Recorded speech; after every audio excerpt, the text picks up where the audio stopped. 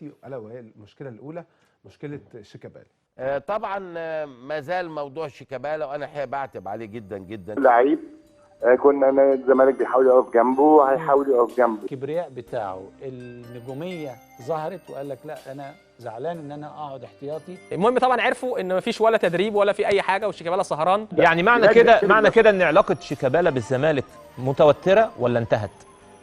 لا اعتقد ان هو بيلعبوا زي بتاعه خلاص.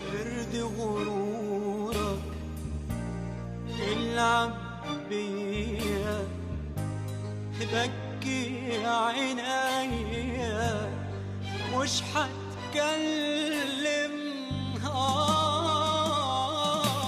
خلص طارة طفي نارة باللي شفته قبل مني باللي شفته قبل مني سيب لي جرح ونار في قلبي خلص طارة طفي نارة مش هقول انك ظالمني مش هقول انك ظالمني حتى لو ضيعت عمري خلص طارك طفي نارك باللي شيكابالا وقت يعطي الفارق. شيكابالا دائما دافعت على انه احد ابرز لاعبي شيله.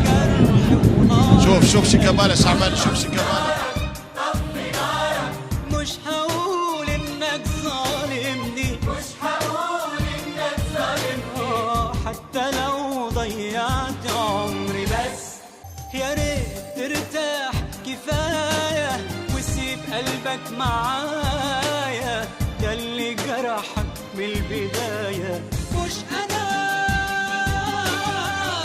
مش انا